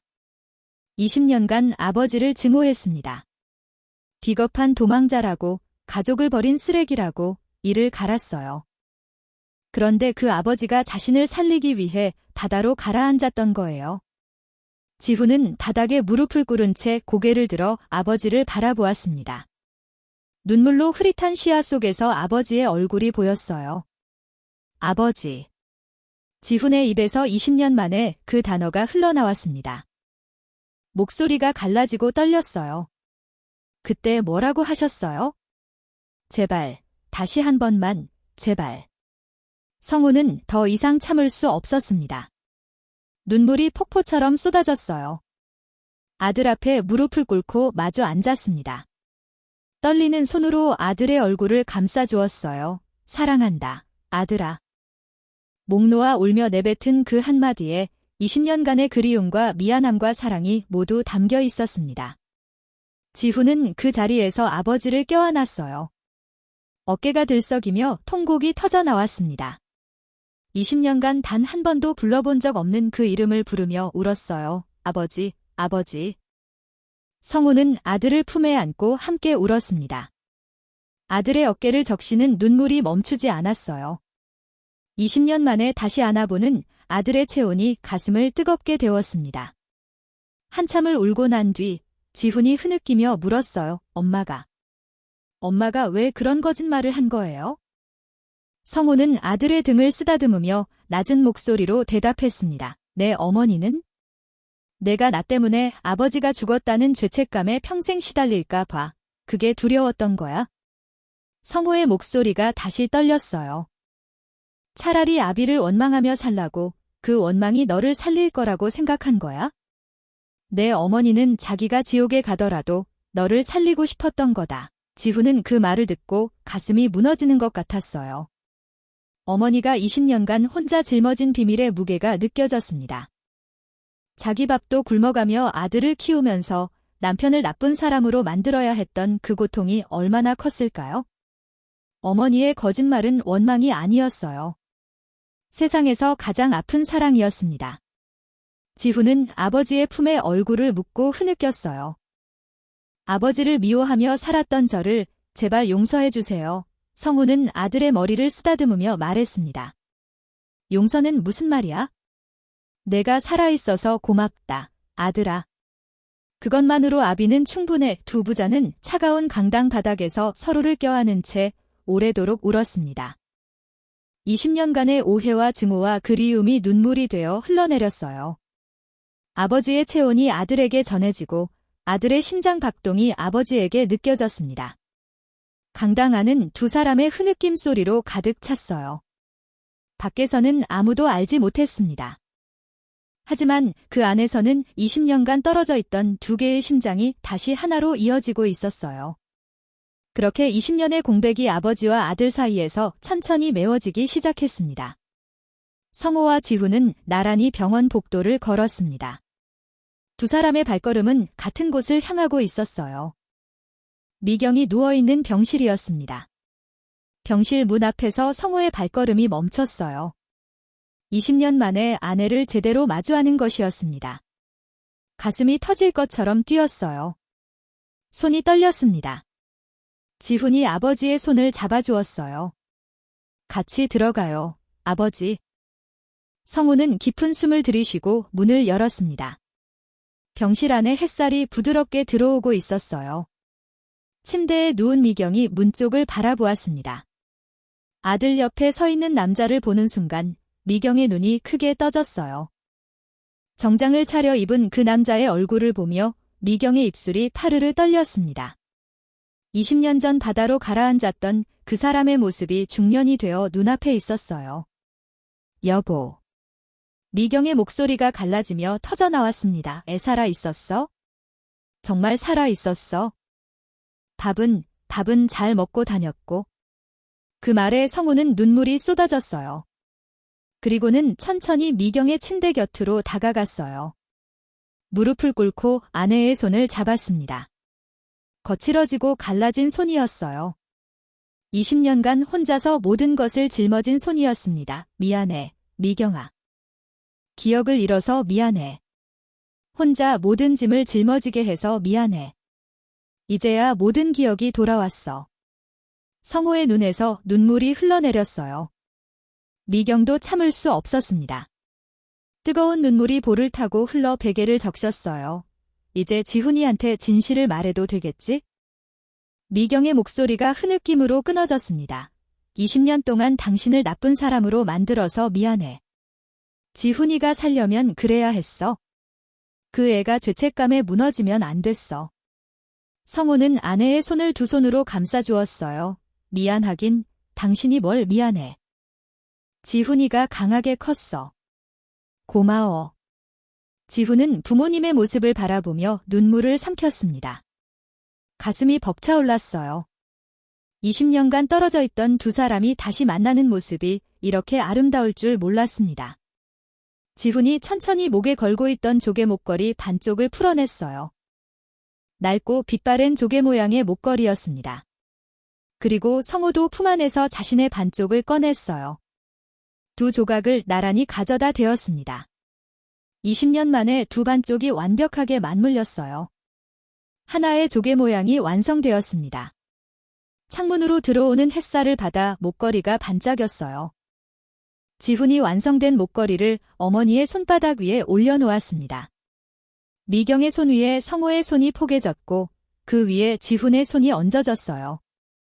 세 식구의 손이 목걸이 위에서 하나로 모였습니다. 아무도 말하지 않았지만 세 사람 모두 같은 생각을 하고 있었어요. 이제 우리는 다시 하나가 되었다. 한 달 뒤 한별그룹 본사 대회의실에서 공식 기자회견이 열렸습니다. 수많은 기자들이 몰려들었고 카메라 플래시가 터져나왔어요. 성호가 단상에 올랐습니다. 그 옆에는 지훈이 당당하게 서 있었어요. 오늘 중요한 발표가 있습니다. 성호의 목소리가 회의실 전체에 울려 퍼졌어요. 제 곁에 있는 이 청년은 박지훈입니다. 그리고 이 청년은 제 친아들입니다. 회의실이 술렁였어요. 기자들이 일제히 카메라를 들이댔습니다. 20년간 떨어져 있었지만 이제 다시 만났습니다. 오늘부터 박지훈은 한별그룹의 정당한 후계자로서 저와 함께 일할 것입니다. 지훈을 의심했던 세력들은 이미 회장의 냉철한 손길에 의해 모두 숙청된 뒤였어요. 지훈은 더 이상 그림자 속에 숨지 않았습니다. 아버지의 곁에서 당당하게 세상을 마주했어요. 기자회견이 끝난 뒤 세 가족은 특별한 곳으로 향했습니다. 20년 전 사고가 있었던 그 삼천포 바다였어요. 차에서 내린 세 사람은 나란히 백사장 위에 섰습니다. 석양이 바다를 붉게 물들이고 있었어요. 파도가 부드럽게 밀려왔다 밀려갔습니다. 성우는 바다를 바라보며 낮은 목소리로 말했어요. 고맙다. 그 한마디에 20년간의 모든 감정이 담겨 있었습니다. 내 아들을 살려줘서 고맙다. 그리고 나를 다시 가족에게 데려다줘서 고맙다. 지훈이 아버지의 손을 잡았어요. 미경이 두 사람 사이에 서서 남편과 아들의 손을 함께 잡았습니다. 세 사람의 그림자가 석양 아래 백사장 위에 길게 늘어졌어요. 세 개의 그림자가 하나로 합쳐지며 바다를 향해 뻗어나갔습니다. 얼마 뒤 지훈은 한별 그룹 내에 특별한 재단을 설립했습니다. 이름은 잡초장학재단이었어요. 자신처럼 어려운 환경에서 고생하며 꿈을 키우는 청년들을 돕기 위한 재단이었습니다. 재단 설립 기념식장에서 성호가 지훈에게 말했어요. 이제 잡초처럼 견디지 마라. 아버지가 비가 되어 줄게. 지훈은 아버지의 얼굴을 바라보았습니다. 눈가가 촉촉해졌어요. 아버지, 이 손등의 흉터가 이제 부끄럽지 않아요. 지훈이 자신의 손등을 펴보이며 말했습니다. 예전에는 이 흉터가 창피했어요. 아버지한테 버림받은 증거라고 생각했거든요. 근데 이제 알아요. 이건 아버지가 저를 살린 증거예요. 아버지 사랑의 증표예요. 성호의 눈에서 눈물이 흘러내렸습니다. 아들의 손을 잡고 나직이 말했어요. 그래?